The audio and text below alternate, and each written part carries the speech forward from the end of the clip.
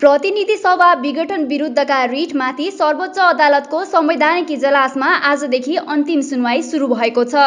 2/3 बहुमत नजिक रहेका प्रधानमन्त्री केपी शर्मा ओलीले संसद विघटनको सिफारिस गर्न नसक्ने जिकिर गर्दै सर्वोच्चमा 1 दर्जन बढी रिट परेका थिए।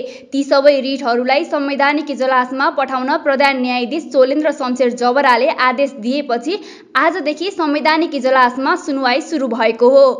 इजलासमा प्रधान न्यायाधीश जबरा सहित न्यायाधीशहरू हरिकृष्ण कार्की, विशम्बर प्रसाद श्रेष्ठ, अनिल कुमार सिंह र तेजबहादुर केसी छन्। यो मुद्दामा सर्वोच्चलाई सघाउन एमिकस क्युरी समेत गठन गरिएको छ। सर्वोच्चलाई राय दिने एमिकस क्युरीमा पूर्णमान साक्य, गीता सङ्ग्रौला, बद्रीबहादुर कार्की, सतीश कृष्ण खरेल र विजयकान्त मैनाली छन्। अन्तिम सुनवाई प्रारम्भ गर्नुअघि सर्वोच्चले राष्ट्रपति कार्यालय, प्रधानमन्त्री केपी शर्मा ओली, सभामुख अग्निप्रसाद सापकोटा लगायतसँग लिखित जवाब झिकाएको थियो। त्यसैले राष्ट्रपतिले जुन गर्नुभयो, राष्ट्रपतिले गर्नुभएको कामको संवैधानिक आधार छैन। न्यायपालिकाको स्वतन्त्रतामा विश्वास गर्छु र अदालतमा भएका न्यायाधीशहरू अहिले पनि कानुनको शासन, न्यायपालिकाको स्वतन्त्रता, हैन, लोकतन्त्र भन्ने मान्यताबाटै के छ भने विकसित भएर गएका मान्य न्यायाधीशहरू हुनुहुन्छ। त्यसैले उहाँहरूको इन्टरप्रिटेसन त्यस्तो आउँछ। पोलिटिकल्ली तपाईको एउटा व्यक्तिको पदलाई प्रोटेक्सन गर्ने र इन्टायर समुदायलाई एकातिर पार्ने किसिमको फैसला आउने म चाहिँ गर्दिनँ। या त यसमा ठुलै षड्यन्त्र हुनु पर्यो। मैले भनिहालिनु अगाडि, यदि तपाईको एउटा कुरा हुन्छ, अदालतले पनि अन्तरिम आदेश जारी गर्न इन्कार गर्यो भने तपाईले बुझ्न के पर्यो भने अहिले मैले तपाईँ मसँग जुन कुरा गर्दै हुनुहुन्छ नि, यो अवस्था पनि नेपालमा सकिएर अर्कै कुनै खालको पोलिटिकल सिस्टम नेपालमा आउने खेलको प्रारम्भिक एउटा चाहिँ तपाईको यो घटना हो, परिघटना। त्यो विभिन्न श्रृङ्खलाहरू मध्येको प्रारम्भिक एउटा the beginning of the and. संविधान सभाको छलफलमा प्रधानमन्त्रीलाई संसद विघटन गर्ने अधिकार दिन हुँदैन। बहुमत प्राप्त प्रधानमन्त्रीलाई यदि उसको आफ्नो दलले कोअपरेट गरेन भने उसले चाहिँ आफ्नो दललाई आफ्नो पक्षमा राख्न सक्नुपर्छ। यदि उसको दल उसको समर्थनमा रहन सक्दैन भने संसदीय दलको विधान अनुसार उसले विश्वासको मत लिन असफल भयो वा उनीहरूले अविश्वासको प्रस्ताव ल्यायो भने त्यो प्रधानमन्त्री चाहिँ परिवर्तन हुन सक्छ, तर पार्लियामेन्ट परिवर्तन हुँदैन। त्यसैले गर्दाखेरि के गरियो त भन्दाखेरि संसदलाई विघटन गरेर होइन कि बरु प्रधानमन्त्रीलाई परिवर्तन गरेर के छ भन्दाखेरि त्यो संसदको 5 वर्षको अवधि पुर्याउनुपर्छ भन्ने नोसनका साथ त्यो विधिशास्त्रीय मान्यताबाट गाइडेड भएर हामीले संविधान लेख्यौँ। त्यसैले यदि तपाईँले संविधानको धारा 76 यदि हेर्नुभयो भने धारा 76 को 1 ले के भन्छ त भन्दाखेरि निर्वाचन भइसकेपछि बहुमत प्राप्त कुनै पनि दललाई प्रधानमन्त्री चाहिँ के छ भन्दाखेरि बनाउने अधिकार हुन्छ। त्यो दलको संसदीय दलको नेतालाई राष्ट्रपतिले प्रधानमन्त्रीको रूपमा नियुक्ति गर्ने व्यवस्था छ। यदि कुनै पनि दलले पार्लियामेन्टमा बहुमत ल्याउन सकेन, त्यस्तो अवस्थामा 76 को 2 ले के भन्छ त भन्दाखेरि 2 वा 2 भन्दा बढी दलहरूको विश्वास प्राप्त गर्ने व्यक्ति चाहिँ प्रधानमन्त्री नियुक्त हुन्छ र त्यसले चाहिँ 30 दिनभित्र के गर्नुपर्छ भने उसले विश्वासको मत लिइसक्नुपर्छ भन्ने। त्यसैले अब क्रमिक रूपमा के गरियो, यदि कुनै पनि दलले बहुमत प्राप्त गर्न सकेन र यदि कुनै व्यक्तिले पनि संसदमा रहेको कुनै व्यक्तिले पनि बहुमत म जुटाउन सक्छु, मेरो पक्षमा पार्लियामेन्टको बहुमत छ भन्ने कुरा देखायो भने त्यो व्यक्तिलाई प्रधानमन्त्री नियुक्ति गर्नुपर्छ र त्यो व्यक्तिले चाहिँ के छ भन्दाखेरि विश्वासको मत प्राप्त गर्न सकेन भने मात्रै। हेर्नुहोस् है, यहाँनिरको डिपार्चर, पोइन्ट अफ डिपार्चर कहाँ हो भने पहिला हाम्रो संविधानले दलको शासनको कल्पना गर्यो। दलको शासन, संसदीय दलभित्र रहेका दलहरूले शासन गर्ने कुराको कल्पना गर्यो र त्यसपछि चाहिँ बहुमत प्राप्त व्यक्तिले पनि शासन गर्न सक्ने कुराको कल्पना गर्यो, तर संसद विघटनको कल्पना गरेन। यदि त्यो व्यक्तिले जसले चाहिँ बहुमत सिद्ध गर्छ संसदमा, उसले विश्वासको मत यदि कुनै कारणले लिन सकेन भने 5 अनुसार 76 को 5 अनुसार उसले चाहिँ जुन प्रधानमन्त्री नियुक्त हुन्छ उसले विश्वासको मत प्राप्त गर्न सकेन भने 7 मा आएर त्यसको उपधारा 7 मा आएर 76 को उपधारा 7 मा आएर के भनियो त भन्दा त्यस्तो प्रधानमन्त्रीले अर्को निर्वाचनको लागि जान सक्नेछ भनेर राखियो।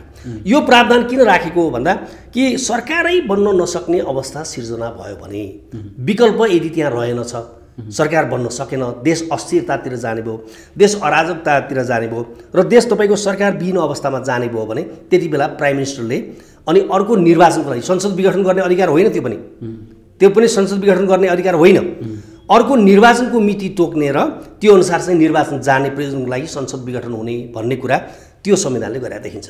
अब यसरी हेर्नुभयो भने अहिले बहुमत प्राप्त तपाईँको प्रधानमन्त्री जसमा 2/3 बहुमत छ, अहिले हाम्रोको प्रधानमन्त्रीसँग 2/3 बहुमत छ। अब उहाँले तपाईँको के छ भन्दाखेरि प्रतिनिधि सभा विघटन गर्ने भन्ने कुरा त्यो संवैधानिक स्कोपभित्र, त्यो मान्यताभित्र चाहिँ पर्दैन। अनि संविधानको व्याख्याको केही निश्चित सिद्धान्तहरू छन्, संविधानको व्याख्याका केही निश्चित मूल्य र मान्यताहरू छन्। धारा 85 को व्यवस्था के हो भने धारा 85 को व्यवस्था प्रधानमन्त्रीले संसद विघटन गर्न पाउने अधिकारको बारेमा होइन। धारा 85 को व्यवस्था भनेको संविधानको के हो त भने यो संसदको प्रतिनिधि सभाको आयु 5 वर्षको हुनेछ, अन्यथा विघटन भएकोमा बाहेक। यस संविधान बमोजिम विघटन भएको अवस्थामा बाहेक यसको आयु चाहिँ 5 वर्षको हुनेछ भनेको के हो भने संविधान अनुसार विघटन हुनु पर्यो। अब संविधानमा अन्यत्र त्यो धारा 76 को 7 र 85 मा बाहेक विघटन भन्ने शब्द अन्त कहीँ पनि प्रयोग भएको छैन। विघटन भन्ने शब्द कहीँ पनि प्रयोग भएको छैन।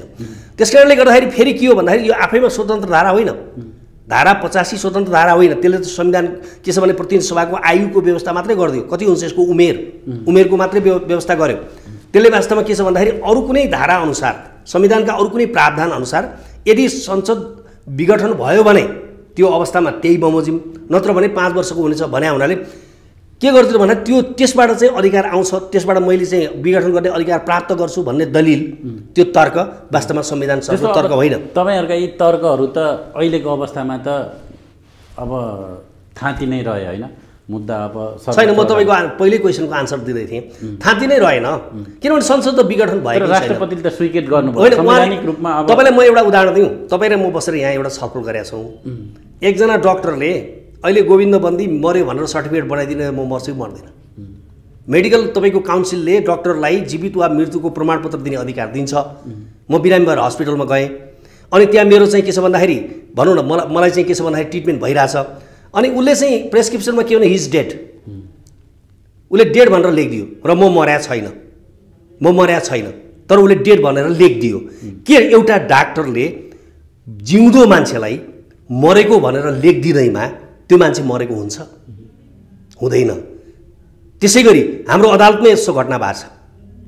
एकजना मान्छे मरेकोमा एकजना मान्छेलाई 20 वर्षको कैद भयो। मान्छे मर्यो भनेर 20 वर्ष, त्यो मान्छे जिउँदै फर्केर आयो। हेर्नुहोस् है, त्यो मान्छे जिउँदै फर्केर आयो।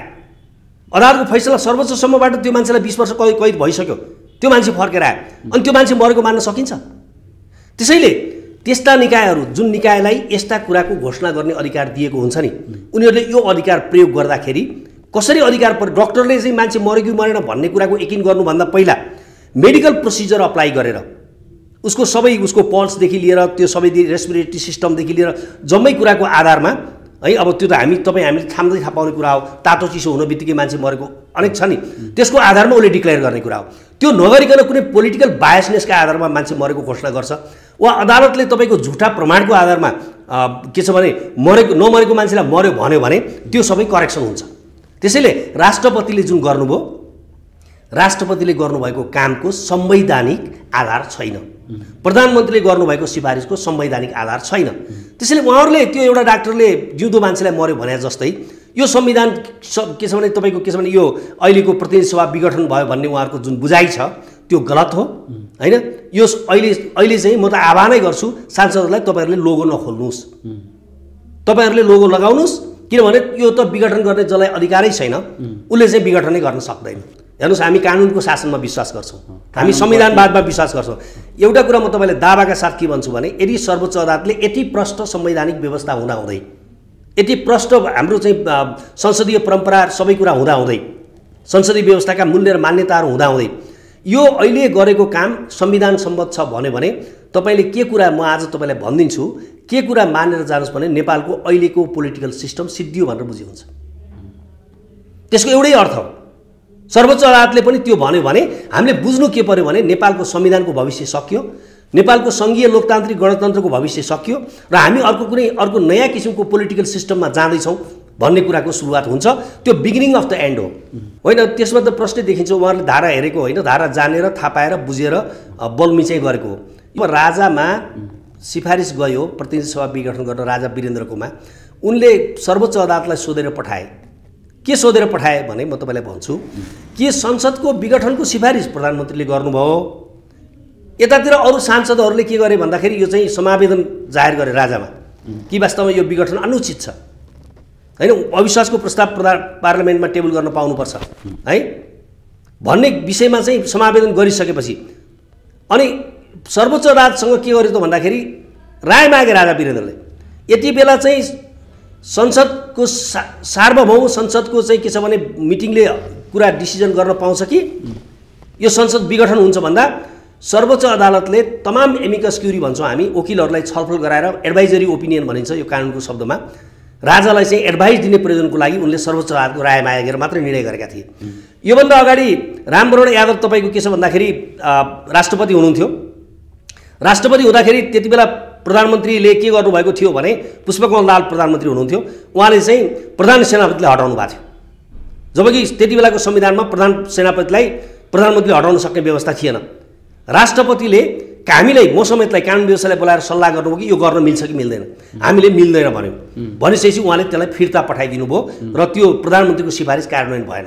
मैले तपाईँलाई दुईवटा उदाहरण दिएँ होइन कि हेड अफ द स्टेटले हाम्रो संविधानको धारा 61 मा के लेखेको छ भने राष्ट्रपतिले संविधानको पालन र संरक्षण गर्ने हो।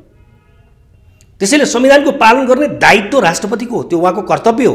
त्यो कर्तव्यबाट उहाँ च्युत हुन मिल्दैन। तर यसपटक राष्ट्रपतिले त्यो कर्तव्यको पालना गर्नु भएन। अब त्यसको परिणाम के हुन्छ त्यो पोलिटिकल विषयमा जान चाहन्न होइन। अब यसलाई अब सबैको दाबी आफआफ्नो हुनसक्छ। म यति मात्रै भन्छु तपाईँलाई, कसैलाई गलत र सही भन्दा मैले भनेको कुरा संविधानमा आधारित छ। म उहाँहरूको तर्कलाई संवैधानिक समर्थन हुने देख्दिनँ।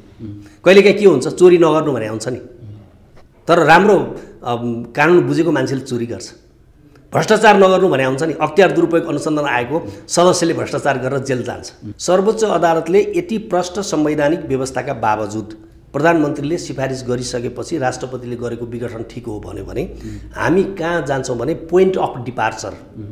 हामी यो पोलिटिकल सिस्टमको अन्त्य गरेर अर्को कुनै पोलिटिकल सिस्टमको खोजीको अगाडि जाने अथवा त्यतातिर देशको पोलिटिक्स चाहिँ मुखरित हुने कुराको बाटो खुल्दछ, त्यतातिर जाने बाटो खुल्दछ। त्यसैले गर्दाखेरि मलाई चाहिँ कतै पनि लाग्दैन, किनभने हेर्नुहोस् एउटा कुरा किन सर्वोच्च अदालतमा गएका मान्छेहरू कानुन र संविधानको राम्रो ज्ञाता भएर गएको हामी मान्दछौँ। जोसुकै जाओस्, जोसुकै दलसँग आबद्ध भएको भन्ने पनि चर्चा आयो पहिला, तर पनि त्यहाँ जाने मान्छेहरू संविधान र कानुन बुझेकै मान्छेहरू जान्छन्। त्यसैले गर्दा उनीहरूले संविधानको अहिले एउटा कुरा अर्को तपाईँलाई म भनौँ, आज तपाईँले सर्वोच्च अदालतले यो ठिक छ भन्यो भने भोलि अर्को कुनै सरकार आइसकेपछि त्यहाँ त्यति बेलाको प्रधानमन्त्री फेरि सनकमा चढेर उसले विघटन गर्यो भने त्यो पनि यही कायम हुने भयो होइन। यो त आज यो प्रश्न यो होइन कि यहाँ चाहिँ के छ भने पुष्पकमल दाहाल है वा माधव नेपाल, झलनाथ खनाल वा यी मान्छेहरूसँगको यिनीहरूलाई तल पार्नको लागि उहाँले गर्नुभएको छ, यसमा समर्थन गरिदिउँ किनभने वास्तवमा पुष्पकमल दाहालहरूको पोजिसन ठिक थिएन भन्ने, नेकपाभित्रको उसमा उहाँहरूको ठिक थिएन भन्ने तर्क अदालतले यदि गरेर, त्यो तर्क त होइन त्यो खालको दिमागमा राखेर फैसला गर्दा के परिणाम हुन्छ भन्दा भोलि जसले पनि गर्न सक्ने भयो। त्यसै प्रधान न्यायाधीशलाई जसले पनि हटाइदियो भयो, प्रधान न्यायाधीशलाई पनि हटाउनु पाइयो नि त। सर्वोच्च अदालत विघटन गर्दै के हुन्छ? अहिलेको संसदको विघटन गर्नु र सर्वोच्च अदालतको विघटन गर्नु एउटै कुरा हुन्छ। यदि प्रधानमन्त्रीको सिफारिसमा राष्ट्रपतिले भोलि सर्वोच्च अदालत विघटन गर्नुभयो भने के हुन्छ? त्यही हुन्छ कुरा भन्दा त्यो त मिल्दैन बाबा। त्यो हेर्नुहोस् हाम्रो संविधानले त्यो कुराको त कल्पनै गरेका छैन।